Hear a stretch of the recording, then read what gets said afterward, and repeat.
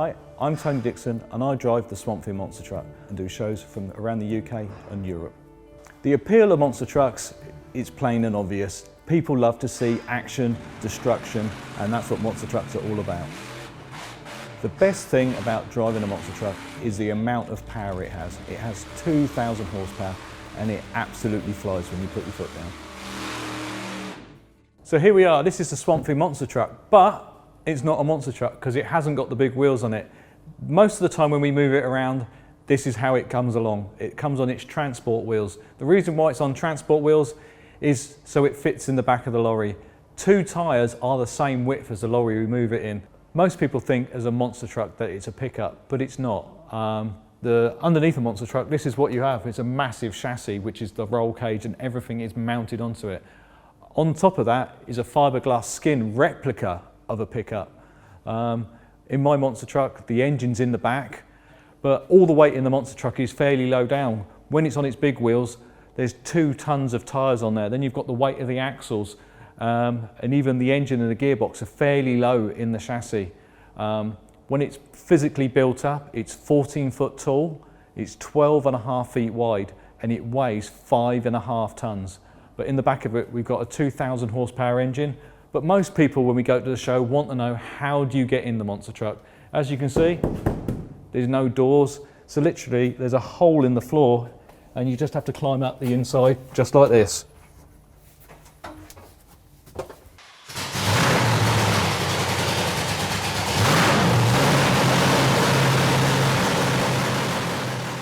What really got me interested in monster trucks when I was young. I was probably about 8 years old, and they used to have a TV special around Christmas time, and I used to get up before even opening my presents and I watched them on the telly. And it really got me interested from there, and I never thought I'd be doing it for a living.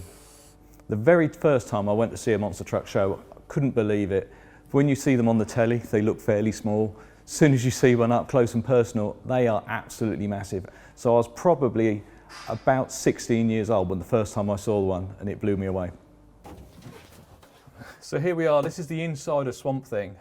As you can probably tell, everyone thinks there's loads of room inside a monster truck. It's really quite confined. The roll cage is designed to be all the way around you. I'm sat in a custom built seat that's just built just for me. One of the unusual things about the seat is it's actually got winglets over the top of the seat. So for any reason, if you're upside down and you undo the seat belts, you don't end up sliding up and landing on your head, so it actually keeps you in. The controls on the monster truck, it's got 4-wheel steering, so the steering is connected to the steering wheel, but that only just does the front wheels. The back is controlled by this little joystick here. So if we turn the power on, so the back steering will now work because the back steering is electric, it isn't connected to the engine. So if I press this button, the wheels turn. If I pull this button, the wheels come back to the centre. So I always know the wheels are straight. Also, the monster truck, it's fairly simple to drive. You've got a pedal for go, 1 pedal for stop, really big pedal for stop. Stopping's the most important thing. Also the gears. The gear stick always stays in the same place, so it's a ratchet gear stick. So you can go all the way through the gears. At the moment, that's in neutral. You can't get it into reverse unless you push this lever forwards. But when you're driving the monster truck, you can only see forwards. With the hands device and everything on, that is about my field of vision. So you can't even see the gear sticks. You have to remember what gear you're in. You have to count the gears as you're going through. And if you get confused and you're not sure where you are, you'll have to go all the way back to neutral. Now that's in neutral because it won't go into reverse, and then you're back into first gear. Before I started performing with monster trucks, I was still interested in motorsport, and I used to participate in long distance trials with the MCC. They probably last for about 20 hours. So you're having to navigate the system, there's no sat-navs allowed. The off-road parts of it are very, very intense, and the main object of the thing is to make it up the hill or obstacles or around the course without physically stopping where you're not allowed to stop. Sometimes they make it really hard and make it so you have to stop on a hill in a certain box and then pull away again, and it's really, really technical. And the first time we did it with my ex-boss at the time, we actually got a gold award, and that means you managed to clear every single section with no penalties at all. He'd been doing it for 5 or 6 years and he never even got one award, and the first time he went out with me we got a gold. It was great and I was hooked from then. And in the first season we managed to get a gold at every single trial. So we actually got an England trophy, but by that time I was hooked, so I got my own sidecar. So I ended up with an RM500 motocross bike with a sidecar on it, and I needed some way of moving it from the event to event. So I bought myself a Toyota Hilux. So once I got my Hilux, it needed to be a monster truck, so I had to modify it. So what makes a monster truck a monster truck? It's putting big tyres on it. So I went and bought the biggest road legal tyres I could, 44 inches tall, 21 inches wide. To get those tyres under there, you have to lift the suspension. So I got some custom built leaf springs made. Get the leaf springs on there. You've got to move all the suspension geometry around, get new prop shafts made for it. But the other problem with running big tyres is you need a lot more power. So I took out the standard engine in there and I stuck in a 300 horsepower TVR engine, because I was always into modifying cars, and it's just as much power as I could get out of a Rover engine. So I put that in it and it was an absolute beast to drive. As a group of us in the Hilux Owners Club, we decided that we was going to build a scale version of a monster truck. The idea wasn't to build a full-size monster truck, we was going to make it 3/4 of a size. So we was going to run it on a 48-inch tyre, but still really wide, still space framed. We started doing it, really got into it, and eventually we just bit the bullet and we went and built a full-size monster truck. And once we built it, I had to go at driving it, and that was it. I was hooked and I had to go and get one for myself.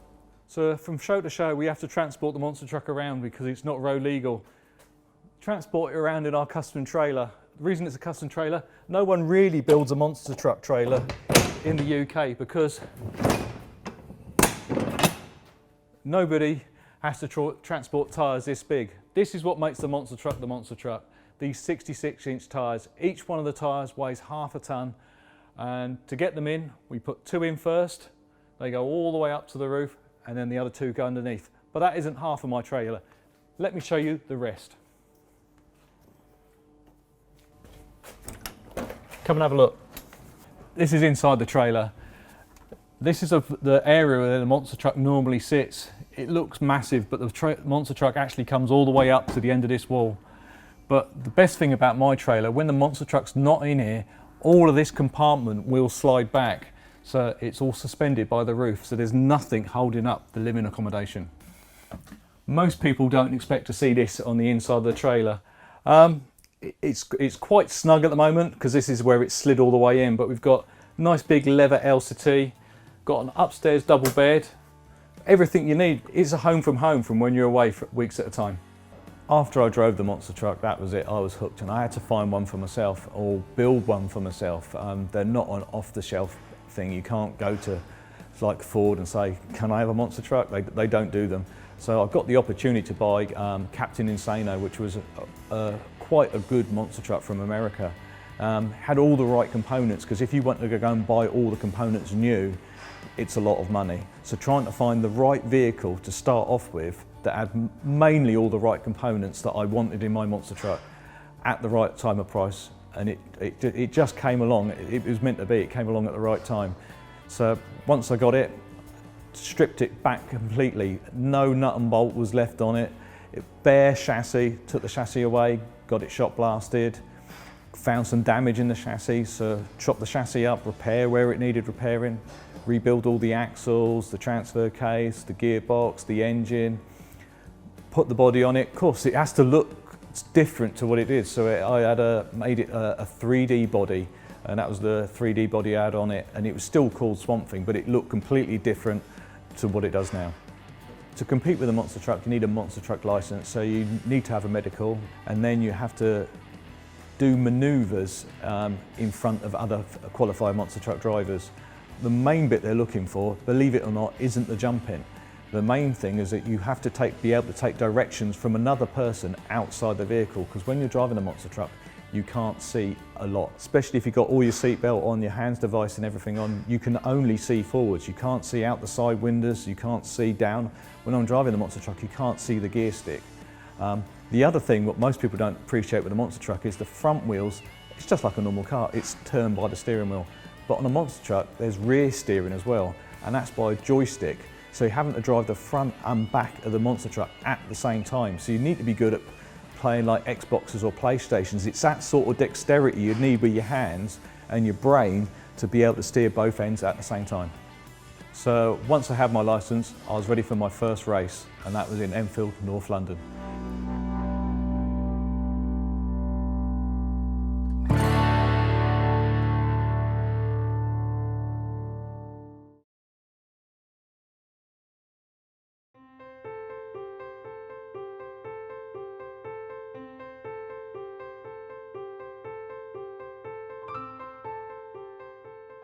Once I got my licence, we was at my first race. Really quite nervous. It's the first time really ever gonna try and compete with my monster truck. The easiest way to describe what a monster truck race is like, it's drag racing over cars with a turn. So it isn't all about horsepower, it's all about driving and driving control. If you had the most powerful monster truck, it will not win, because if you're up in the air, you're not accelerating on the ground. So the idea when you're racing a monster truck is to try and get it round the course as quickly as possible, but on the ground. So when you come to a monster truck racing and freestyle show, there is two parts. There's racing and freestyle. The main difference between racing is you're against a competitor. Freestyle is basically 90 seconds to show off as much as you can in a monster truck. You can hit any obstacle and try and do wheelies and donuts. And it's just about showing off, and I love doing that. When you come to a show, everybody loves to see the crashes. Now and again, things do go wrong, and one of my favourite shows I do every year is the UK Monster Truck Nationals. Now, I've won the racing for the last 6 years running, and also the freestyle competition, I've won that for the last 5 years running. But last year, I pushed it a little bit too much, and in a wheelie, I was wheeling across the arena, I actually hit another car in a wheelie, which actually sent the truck into a barrel roll. Yeah, and it didn't last very long, my run, but the crowd absolutely remember it because the truck got smashed to pieces. After the accident, it was over really fast. Do all my normal things, so I'm having to shut the engine off, turn the fuel off, and I was straight out, straight away, and just to show the crowd that I was all right. The paramedics came over, the fire crew were over straight away, and they were saying, like, you've got to go in the ambulance, you've got to go in the ambulance. Goes, look, I'm absolutely fine. If I get in the ambulance, people are going to think I'm hurt. I'm fine. Let me tell everyone I'm fine, and if you're still worried, I'll come and see you in a minute. So we've got quite a few trophies. This one's quite a special one for me, really. This is one of the shows I was doing in Moscow. It's quite unusual to do a show with a rock concert at the same time. So not only were people enjoying the destruction of monster trucks, but there's also had a full-blown rock concert at the same time. And that's one that really stuck out in my mind. And of course, my favourite, UK Monster Truck Nationals, which I love doing, for me, it's the best monster truck show in the UK. And this is the one I like the most, racing. Racing is what I love to do in my monster truck the most. I want to be the monster truck racing champion again for this year. So once I got my monster truck, got the name out there, and quite a few TV shows wanted to have it on their TV shows. So I've done Blue Peter, Art Attack. One of the ones that really stuck out was I got asked to do Scrap Heap Challenge. They wanted me to actually build the monster truck, but I was so busy running my monster truck. So I said, look, I can come and do some of the in and out shots for the adverts and stuff with it. And they said, oh, what we want you to do, we want you to drive it across this lake. And I went, well, how deep's the lake? And she goes, oh, it isn't that deep. And when we went there, it was a full lake. So it was the first time I'd ever took my monster truck in some deep water. So we got there and we just blew the tyres right up, so it had maximum pressure in it to try and make the monster truck float. Went through the water, it went through absolutely fine. So they said, like, oh, that was great, can you do it again? But can you go faster? I goes, I don't know, I've never done it. So I went in there and I gave it more throttle. And I can safely say it doesn't get any faster, all you do is get more wet, because all it does is it beats the water up and all the water comes in. So I've got to go loads of interesting places with my monster truck. I've been to Ireland, all around Europe, so I've been to Spain, I've done Estonia, Latvia, Finland, And I also got asked to perform with Monster Jam, so that's the main American monster trucks. So I actually got to race against my idols like Gravedigger, Maximum Destruction. So yeah, but their racing is completely different to what I'd ever done before. So their racing is indoors in stadiums all the time. I've been outside, loads more people because they're in a stadium, so they're holding 50,000 people at a time. And the arena is custom built for monster trucks. So they take out the football pitches, they bring in lorry loads and lorry loads of dirt. So I'm talking like 50 lorry loads of mud to make the floor. And it's the first time I've ever competed on mud. And the main problem I had is I had a full cleated tyre, so that's a full treaded tyre, because most of the shows I do are on grass. And of course, as soon as you get it onto a mud floor, it gets miles more grip. So it was great for wheelies, but when we was racing, you were doing fast turns and I was getting too much grip, and it was making the monster truck go onto two wheels quite a lot. So one of my friends, John Seasock, said, look, I'll give you a little bit of help here. Overinflate your tyres just for the racing. He goes, it makes them crown up a little bit more, so you're not actually running on all the tread all the time. And that sorted the problem out a lot. So thanks a lot, John, that really helped me out. So in the Monster Jam racing, all the racing I'd done before was like, it was drag racing over a car with a stop. The Monster Jam race was, they call it Chicago racing. So it's basically an oval race where you're actually chasing the other monster truck. So you'll go over one jump, do this large sweeping turn, then you'll go over the cars that he's jumped as he's jumping your cars. And the idea is you're trying to beat the person to the center line of the track. So it really means you had to have a lot of horsepower, but still control it on the turns. But it was more like a horsepower thing. So whoever had the biggest engine or the most control normally won. When I got there, and we had a few practice tries at racing around the oval. 5th practice run, got the hang of going around the corners. But yeah, it is wide open racing, so it was great, especially when you've got so many people there watching. And the amount of feeling you can get from a crowd when you've got 50,000 people watching you and screaming, shouting your name, it's great. So when I was doing the Monster Jam series, there's also the freestyle competition, and the jumps were a lot bigger than I'd ever done before.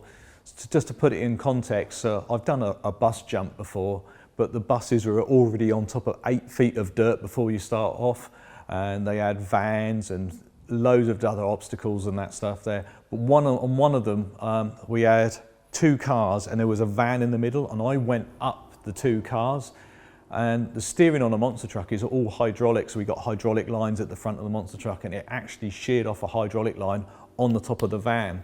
So I've come to the next bit, and I knew there was a big hole off to the side of a bus, and I didn't want to go in the hole. And as of course I've come up to it, I've gone to turn the steering, and there's no steering left in the monster truck, so it's actually gone straight into the hole, and it was a hell of a hit. It was whack, and the monster truck stopped dead in the hole.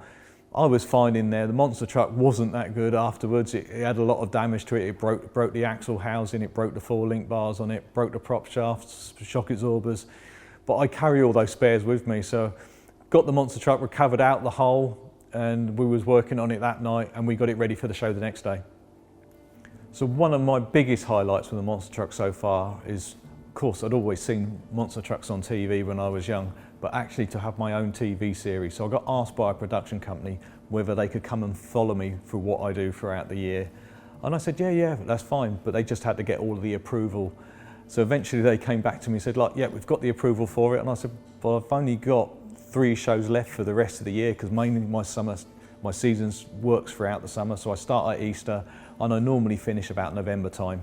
And it was getting right near the end of it, and they said they had 6 half-hour episodes to do. And so I suggested something else. Why don't we use one of my really good friends, is Terry Grant, world-renowned stunt driver. He does most of the big stunts you see in all the TV shows. He's the person behind it that you never see doing the stunts. So yeah, so I said to him, why don't we make a new stunt version with a monster truck? So that's what we came up with. So we designed and built 6 new monster truck stunts to perform in front of a live audience.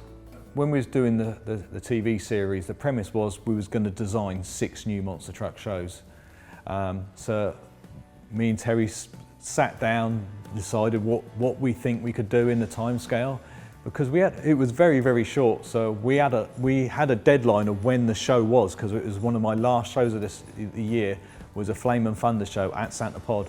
So we was going to do my normal monster truck show there. Terry was booked to be there anyway, but then we was going to put extra things on as well. So by this time, we was only 3 weeks away from the show, and I had 6 cars to build and modify the monster truck, and we had to do all the filming, and we had to do a week's worth of testing in all that time. So I was doing 20-hour days, and I was actually sleeping here at my workshop for about 4 hours and then getting back up and carrying on. Just to put it in perspective, I'm putting 30 meters of tubing into a front half of a Skoda, because one of the stunts we was doing, we was jumping over a top of a caravan as Terry was driving a car through the caravan at the same time. It's one of the most craziest things you've ever seen. You've never seen anybody jump underneath a monster truck at the same time. A lot of hard work, but it was well worth it. People ask me, would I rather be doing anything else apart from monster trucks? No, I'm hooked. People don't appreciate how much hard work goes into operating a monster truck. They just see you at the show, and they're there for 3 hours and they're having a great time. It looks like I'm having a great time as well.